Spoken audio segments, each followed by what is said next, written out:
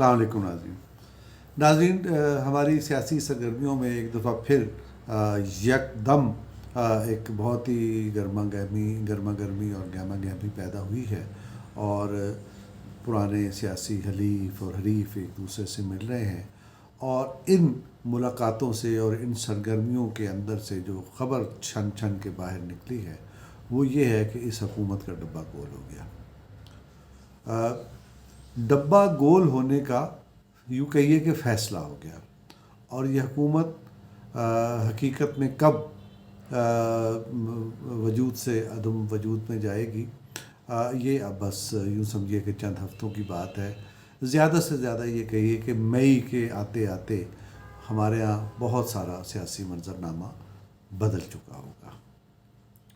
اب سوال یہ پیدا ہوتا ہے کہ یہ اطلاعات، یہ فیصلے، ان کا پس منظر کیا ہے، بیک گراؤنڈ کیا ہے، یہ کس طرح سے یہ سب تشکیل پا رہا ہے۔ تو اس کی جو پہلی جو ہمارے پاس اطلاع بھی ہے، اور جو ایک سرگرمی حکومت کی طرف سے اناؤنس کی گئی ہے، وہ اس کی سب سے بڑا ثبوت ہے۔ دیکھیے، یہ حکومت گزشتہ 3.5 برس سے یوں سمجھیے کہ ستو پی کے سوئی ہوئی تھی یا دھنیا پی کے سوئی ہوئی تھی، اور ہر چیز چل تھی، سکون ڈاٹ کا ہم جس کو کہتے ہیں، سکون کی کیفیت تھی۔ اپوزیشن شور مچا رہی ہے، عوام احتجاج کر رہے ہیں، لوگوں کو روٹی مل رہی ہے، آٹا مل رہا ہے، چینی مل رہی ہے، نہیں مل رہی، اس کی بلا سے۔ لیکن اب جب اپوزیشن ایک نئے سرے سے حرکت میں آئی ہے تو حکومت بھی ہڑبڑا کے جاگی ہے، اور اس نے بھی رابطۂ عوام مہم شروع کرنے کی بات کی ہے۔ اب یہ لاکھ کہے کہ وہ آئندہ بلدیاتی انتخابات کے لیے ہے، نہیں ہے، لیکن چیزیں اپنے گرد و پیش سے پہچانی جاتی ہیں، اپنے حالات سے پہچانی جاتی ہیں۔ ان کا تعلق یعنی اعلان کردہ باتوں سے نہیں ہوتا۔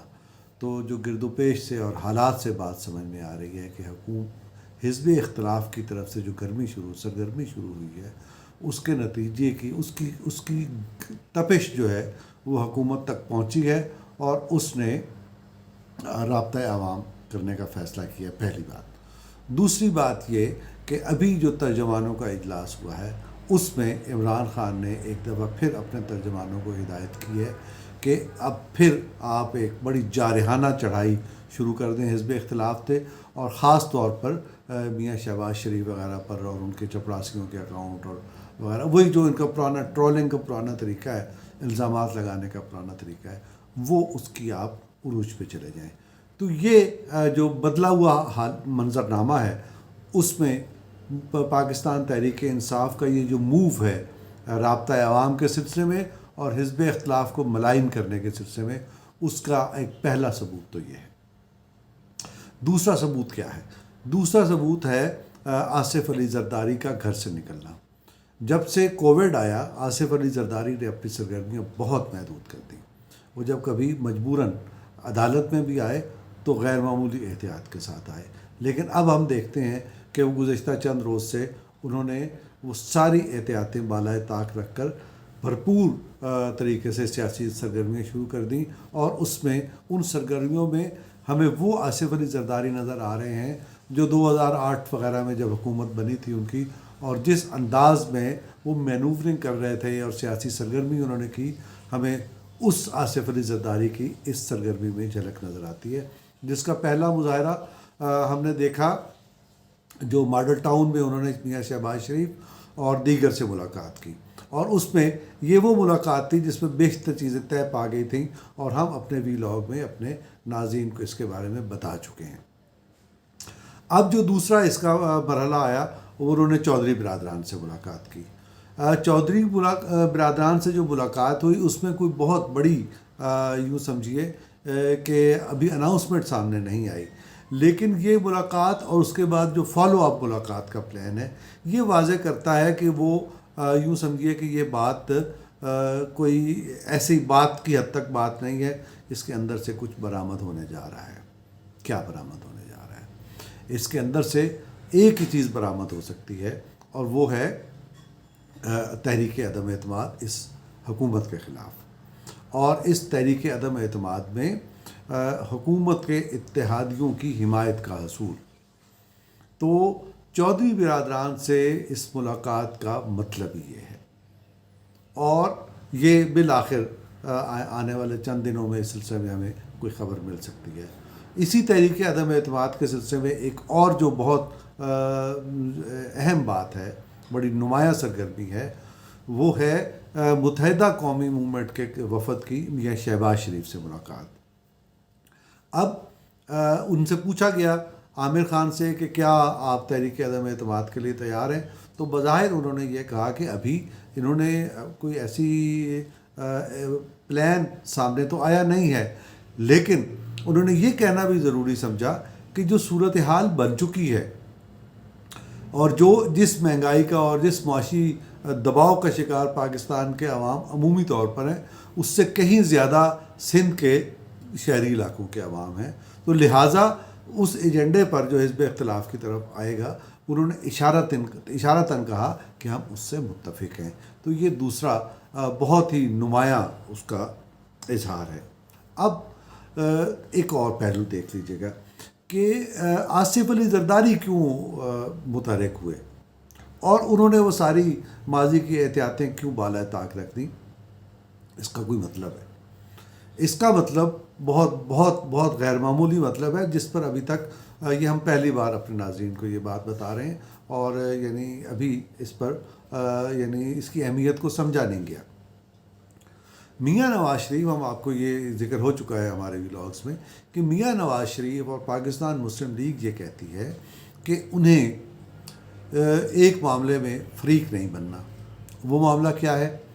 وہ کسی ایکسٹینشن کے معاملے میں یا کسی آئندہ آنے والے دنوں میں کسی تقرر کے معاملے میں وہ یہ کہتے ہیں کہ ہمیں فریق نہیں بننا، ہم اس معاملے میں نہیں پڑھنا چاہتے۔ تو اگر وہ اس پہ نہیں پڑھنا چاہتے اور آنے والے دنوں میں یہ بہت اہم معاملہ ہوتا چلا جا رہا ہے، تو پھر کسی کو تو یہ حل کرنا ہے۔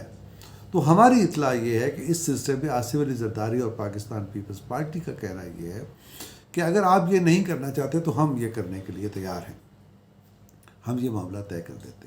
تو ایک مینڈیٹ تو یہ ہوگا آصف علی زرداری کا۔ دوسرا مینڈیٹ کیا ہوگا؟ وہ یہ ہوگا کہ وہ آئینی پیکج جو گزشتہ 3 برس میں یا اس سے پہلے بعض معاملات میں ہمارے کانسٹیٹیوشنل اور پارلیمانی سسٹم کے سلسلے میں اور نظام انتخاب کے سلسلے میں جو الجھنیں موجود ہیں، ان کو دور کرنے کے لیے ایک آئینی پیکج کی منظوری۔ تو یہ 2 آئینی پیکج تحریک عدم اعتماد کے بعد یہ 2 کام ہونے ہیں۔ کون سا؟ آرمی چیف کا تقرر یا ایکسٹینشن، اور دوسرا آئینی پیکج کی منظوری۔ تو اب اگر پاکستان پیپلز پارٹی متحرک ہوئی ہے تو اس کا مطلب یہ ہے کہ پیپلز پارٹی اس مینڈیٹ کے ساتھ متحرک ہوئی ہے کہ وہ یہ 2 کام کرے گی، اور اس خدمت کے عوض یا اس کام کے عوض اس پارٹی کو مستقبل کی معاف کیجیے گا، مستقبل کی حکومت اس کے سپرد کی جائے گی۔ لیکن غالب خیال یہ ہے کہ یہ حکومت کوئی طویل المیاد حکومت نہیں ہوگی، کوئی 1.5 برس کی حکومت شاید نہ ہو، یہ چند ماہ کی حکومت ہوگی۔ جب یہ کام ختم ہو جائیں گے تو اس کے نتیجے میں یہ حکومت ڈیزالو ہو جائے گی اور عام انتخابات کا اعلان کر دے گی۔ تو یہ ساری ایک منظر تشکیل پا رہا ہے۔ اب سوال یہ پیدا ہوتا ہے کہ اب تک جتنی تحریکیں عدم اعتماد آئی ہیں اسپیکر کے خلاف، چیئرمین سینٹ کے خلاف، وہ کامیاب نہیں ہو سکی۔ اس کے علاوہ بھی بہت سارے قوانین اور بل منظور کرانے میں یہ حکومت کامیاب رہی ہے، اور خاص طور پہ سینٹ میں جہاں حزب اختلاف کی اکثریت ہے۔ تو سوال یہ پیدا ہوتا ہے کہ کیا اس دفعہ اگر یہ موو آتا ہے تو یہ کامیاب ہو پائے گا؟ تو اس سلسلے میں حزب اختلاف کا کہنا یہ ہے، ابھی شاہد خان عباسی نے کہا اور احسن اقبال نے بھی کہا کہ اگر اسٹیبلشمنٹ نیوٹرل ہو جاتی ہے تو یہ سب چیزیں اپنے آپ ہو جائیں گی، کیونکہ جو خود تحریک انصاف کے اندر لوگ بیٹھے ہوئے ہیں وہ بے چین ہیں اور پریشان ہیں، وہ ان کے ساتھ نہیں جانا چاہتے، وہ صرف ٹیلی فون کی وجہ سے مجبور ہو جاتے ہیں۔ تو اب اگر یہ چیز ہو گئی ہے اور اسٹیبلشمنٹ نیوٹرل ہو گئی ہے، جس کے آثار نظر آتے ہیں، اور پہلا جو اس کا اثر نظر آتا ہے وہ پاکستان تحریک انصاف کے متحرک ہونے کی صورت میں نظر آتا ہے، ورنہ تو یہ اطمینان سے بیٹھے رہتے، یہ کچھ بھی نہ کرتے. تو اس بات کا امکان یہ موجود ہے اور اس کے اشارے مل رہے ہیں کہ اسٹیبلشمنٹ غیر جانبدار ہو گئی ہے اور انہوں نے سیاسی عمل سے لا تعلقی اختیار کرنے کا ایک فیصلہ کر لیا ہے. اور اگر یہ ہو چکا ہے تو پھر اس تحریک عدم اعتماد کے منظور ہونے میں کوئی شبہ نہیں رہ جاتا، یہ کامیاب ہو جائے گی. لیکن بفرض محال اگر یہ کامیاب نہیں ہوتی تو اس کے نتیجے میں پاکستان پیپلز پارٹی اور پاکستان کے بالادست طاقتور طبقات خود ایک امتحان کا شکار ہو جائیں گے اور ان کے معاملات ایسے بگڑیں گے جنہیں سنبھالنا پھر مشکل ہو جائے گا. اسی لیے یہ توقع کی جا رہی ہے کہ یہ کامیاب بھی ہوگی اور یہ حکومت بھی جائے گی اور یہ سسٹم بہتری کی طرف جائے گا. خدا حافظ.